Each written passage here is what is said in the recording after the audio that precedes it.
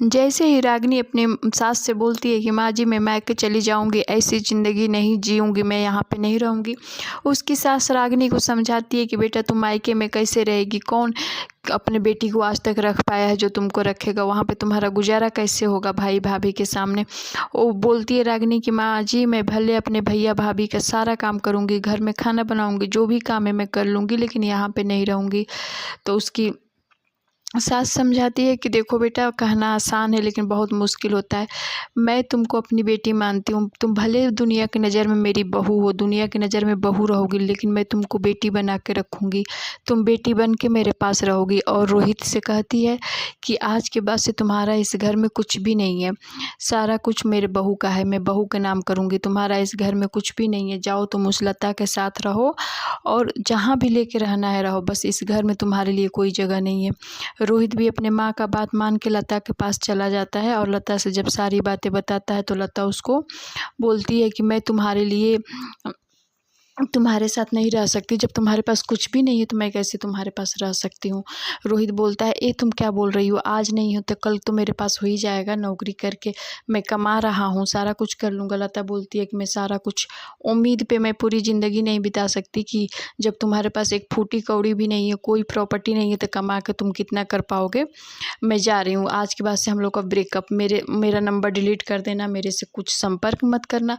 जब रोहित ये सब बातें सुनता है तो उसको बहुत ठेस लगती है कि लता मेरे साथ सिर्फ पैसे के लिए थी, उसका मेरे से कोई वो नहीं था, प्यार नहीं था। अब मैं उसके प्यार में इतना पागल था कि अपनी इतनी सुंदर इतनी सुशील बीबी को मैं इतने धोखे में रख रहा था इतने दिन से, और इतने दिन से वो चुपचाप सब एक उम्मीद के साथ बर्दाश्त करती रही। जब मैं साफ मना कर दिया तब इस बात को उसने माँ से कहा।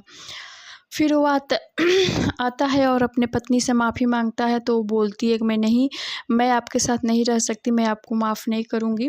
तो कहानी की शुरुआत यहाँ से होती है फ्रेंड्स की।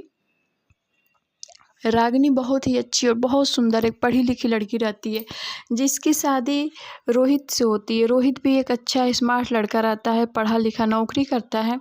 शादी को 1 साल होने को रहते हैं लेकिन रागिनी और रोहित में कुछ भी पति पत्नी जैसे नहीं रहता है। लेकिन इस बात को कोई नहीं जानता है, बस रागिनी जानती है, रोहित जानता है। रागिनी ना अपने मायके बताई रहती है ना अपने ससुराल में। जब रागिनी की सास 1-2 बार उसको बोल देती है कि रागिनी तुमको अब बच्चे की प्लानिंग कर लेना चाहिए, मुझे भी पोता खिलाने का मन कर रहा है। तो एक दिन रागिनी जब रोहित से पूछती है कि सच बताओ बात क्या है, क्यों आप मुझसे इतने दिन तक 1 साल होने को आया आप मेरे से इतना कटे कटे रहते हो। तो रोहित भी कुछ ना छुपाते हुए बता देता है कि देखो मैं तुमसे पहले भी कह चुका हूँ, आज भी कह रहा हूँ कि तुम में मेरा कुछ भी हो नहीं। हाँ मैं तुमको इज्जत पैसा जो भी चाहिए मैं सब कुछ दूंगा, लेकिन मैं पति नहीं बन पाऊंगा, इसके लिए मुझे माफ़ करो। मैं एक लता नाम के ऑफिस में ही काम करने वाली लड़की से बहुत प्यार करता हूँ।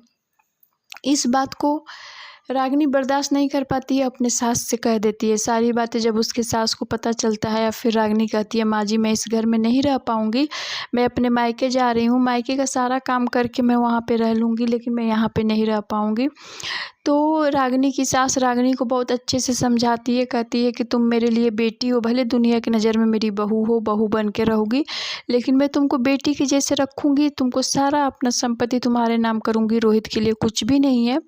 और रोहित जब ये सब सुनता है लता से बताता है तो लता उससे ब्रेकअप कर लेती है, बोलती है मैं तुम्हारे साथ नहीं रहूँगी। तब रोहित को अपनी असलियत, लता की असलियत समझ में आती है कि कितनी स्वार्थी लड़की थी और एक मेरी बीवी है बिना स्वार्थ का एक उम्मीद के साथ मेरे साथ रही।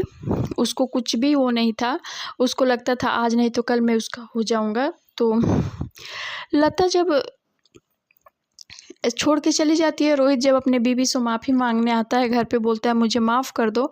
लता की जब सारी सच्चाई बताता है तो रागिनी कहती है मैं माफ़ नहीं कर पाऊँगी, आप बहुत स्वार्थी हो, जब लता ने इनकार किया तो आप मेरे से माफ़ी मांग रहे हो। तो उसकी माँ बोलती है, रोहित की माँ और रागिनी की सास बोलती है कि देखो बेटा एक मौका सबको देना चाहिए, एक मौका दे दो रोहित को, वो माफ़ कर दो। तो अपने सास के कहने पे रागिनी माफ़ कर देती है। रोहित भी उसको पक्का प्रॉमिस करता है कि आज के बाद से ऐसी कोई गलती नहीं होगी, अगर आज के बाद से ऐसी गलती होती है तो मुझे तुम छोड़ के चली जाना। और देखते ही देखते 1 साल के बाद रोहित और रागिनी ने एक बच्चे को जन्म दिया।